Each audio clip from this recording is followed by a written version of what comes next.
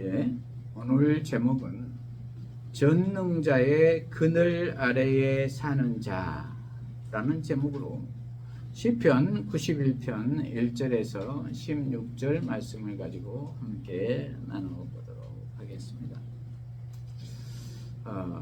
시대가 많이 어렵습니다. 정치적으로는 북핵과 러시아와 중국, 그리고 미국과 일본, 대한민국, 이렇게 신냉전 시대가 도래해 있습니다. 그리고 중국과 대만, 인도, 러시아와 나토, 유럽 등등 세계 곳곳에 지리밭이 깔려 있는 것 같습니다. 경제적으로는 코로나와 신냉전과 기후 여파로 각 나라마다 어렵습니다. 사회적으로는 빈부격차가 갈수록 커지고 있습니다. 그래서 불안정합니다. 문화적으로도 여유가 없습니다. 각자 살기에 바쁩니다. 이런 때에 저와 여러분은 어떤 생각을 하며 어느 그늘 아래 사십니까?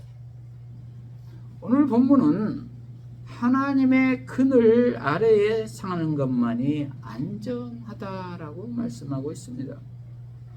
오늘 본문을 통해서 살펴보도록 하겠습니다.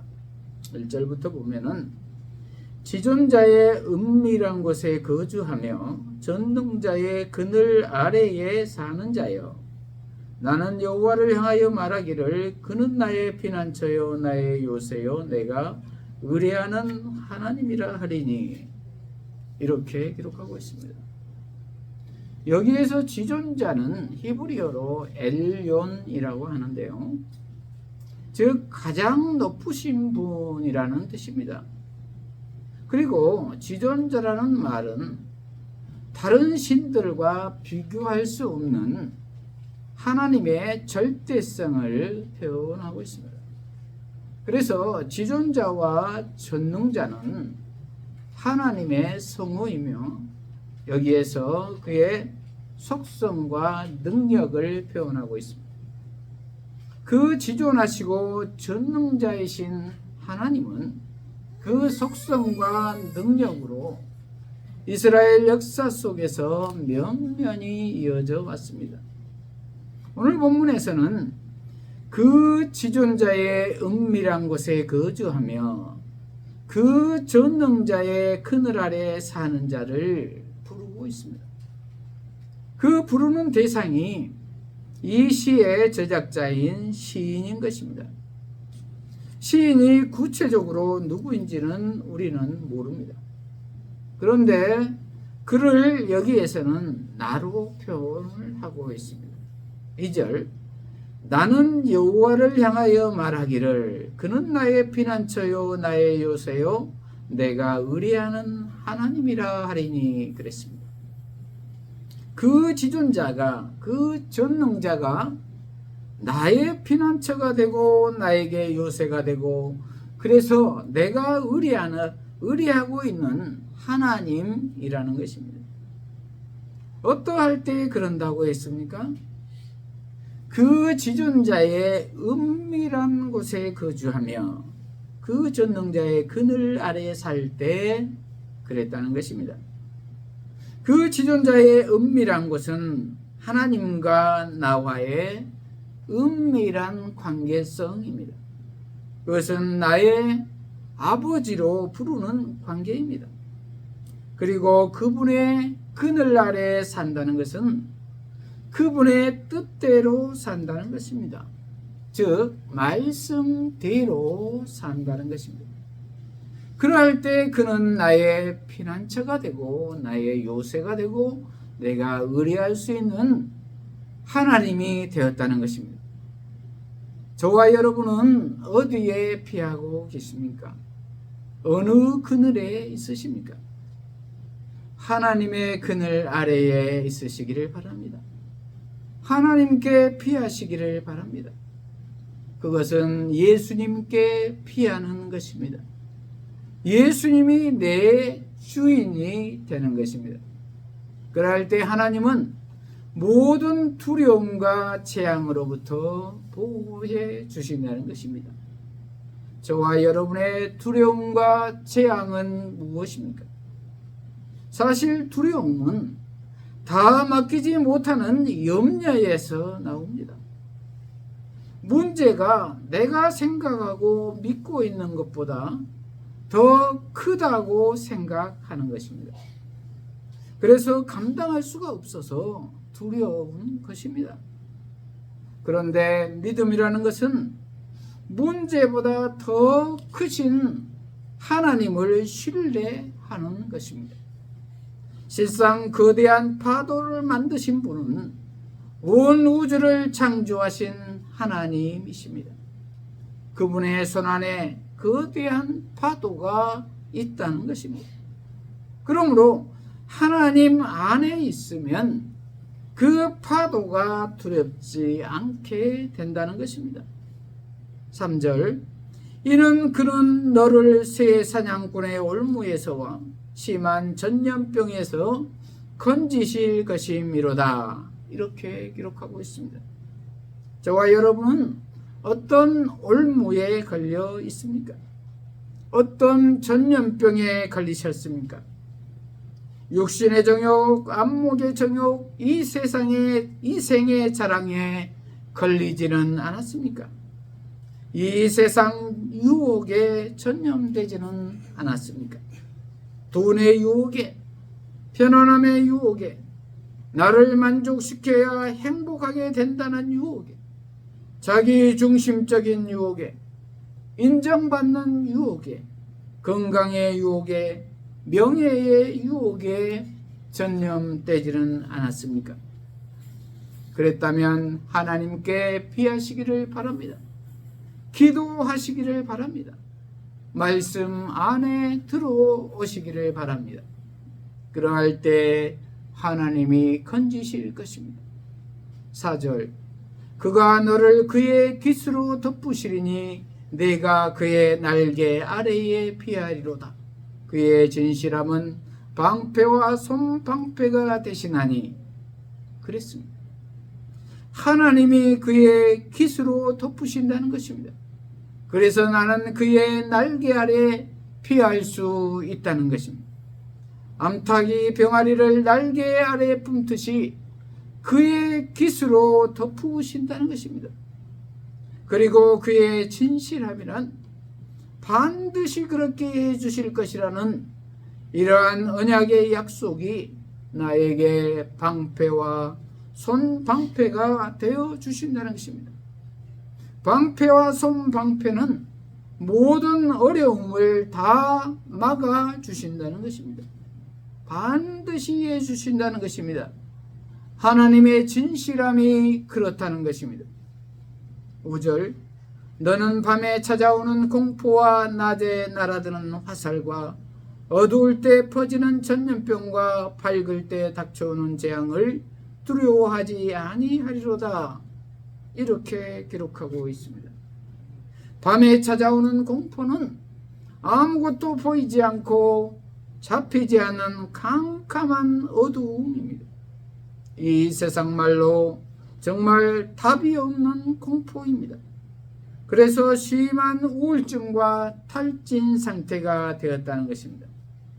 그리고 보이는 낮에는 어디에서 날아올지도 모르는 화살이 수없이 날아온다는 것입니다.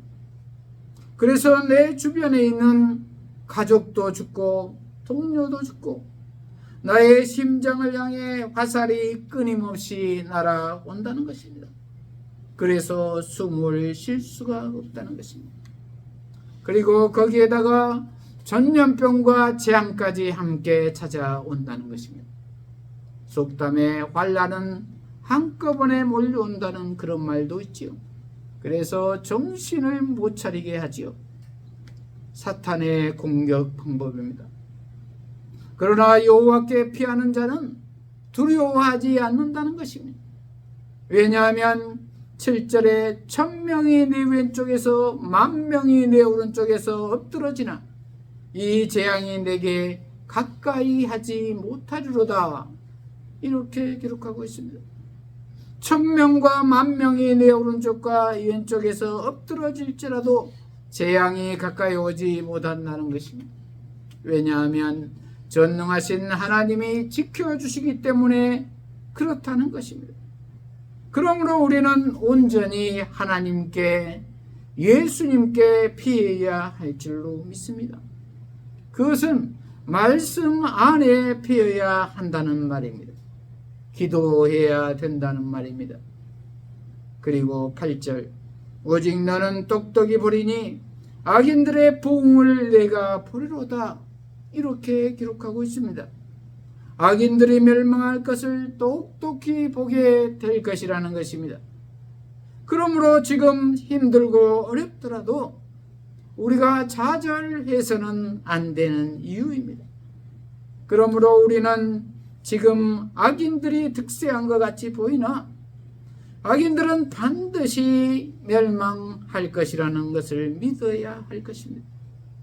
그리고 악인들을 부러워해서는 안 될 것입니다. 정권의 실세를 잡고 있는 사람들이 부럽습니까? 부자가 부럽습니까? 그러나 그들이 약한 방법으로 그렇게 되었다면 우리는 부러워해서는 안 될 것입니다. 왜냐하면 그들은 반드시 죄값을 치르게 될 것이기 때문입니다.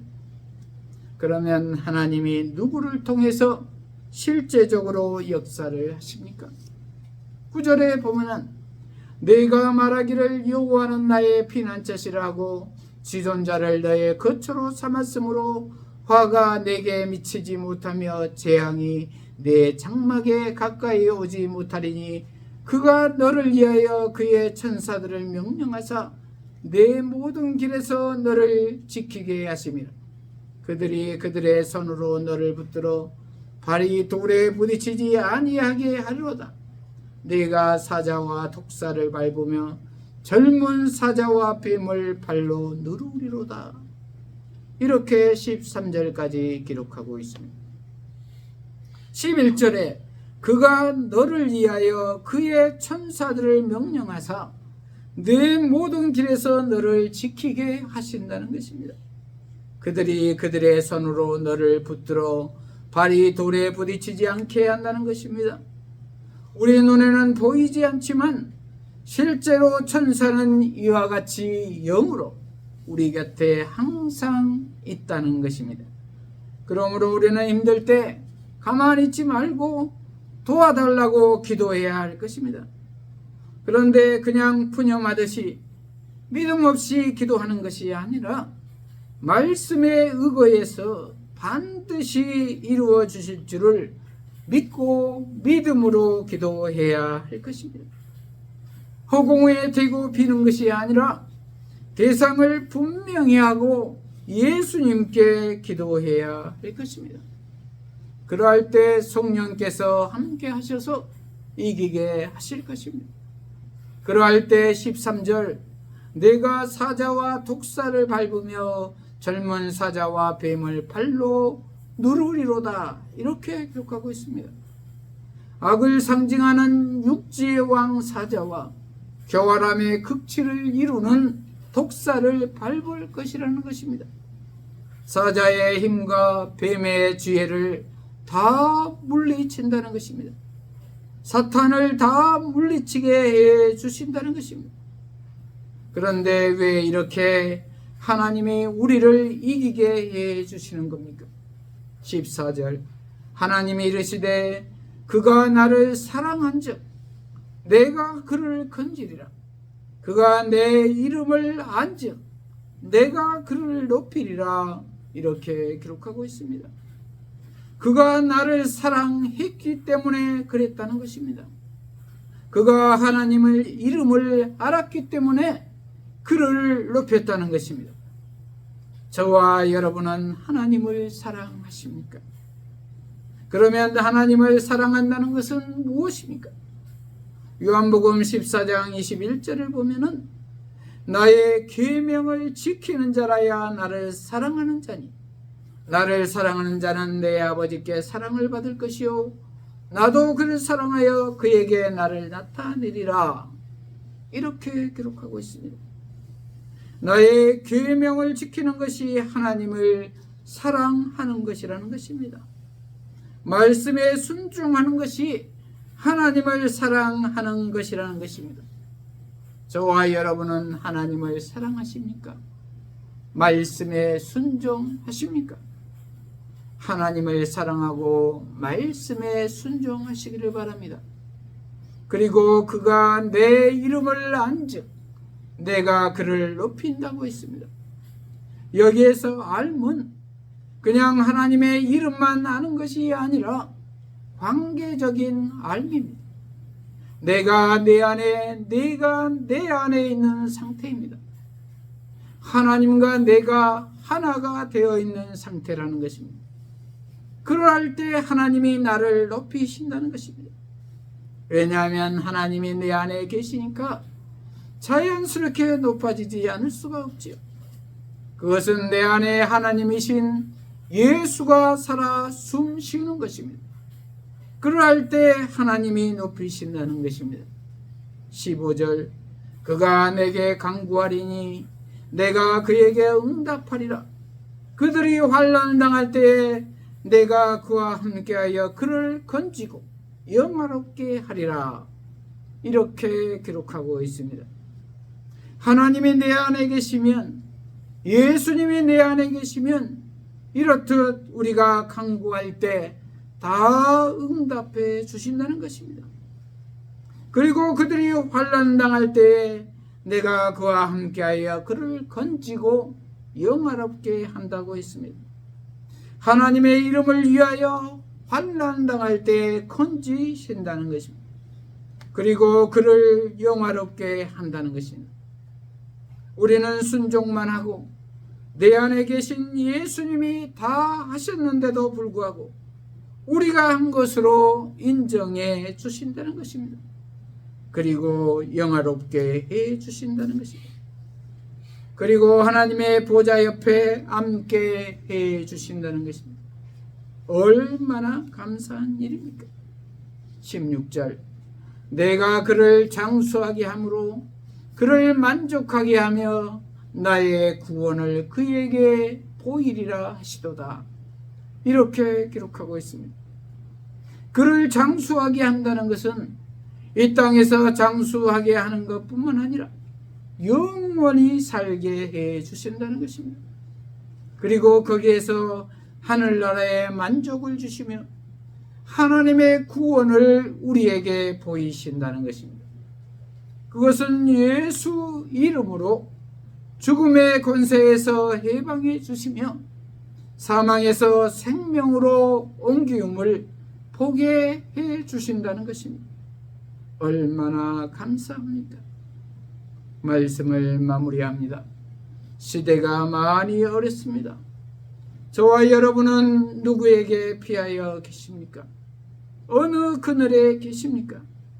지존자의 은밀한 것에 거주하며 전능자의 그늘 아래 사시기를 바랍니다. 매 순간 말씀 안에서 순종하며 홀방에서 기도하시기를 바랍니다. 그럴 때 여호와는 나의 요새가 되시고 피난처가 되실 것입니다. 이러한 저와 여러분이 되시기를 축복합니다. 기도하십니다. 하나님 아버지, 오늘 전능자의 그늘 아래 사는 자라는 제목의 말씀으로 깨닫게 하시니 감사합니다. 우리 모두가 하나님이신 예수 안에 거함으로 기도함으로 하나님의 그늘 아래에 피하게 되어 죽음의 권세에서 해방되며 사망에서 생명으로 옮기게 되었음을 믿게 하여 주시옵소서. 그리하여 이 땅의 모든 환난과 어려움에서 해방되며 영생의 복된 삶을 살게 하여 주시옵소서. 예수님 이름으로 기도합니다. 아멘.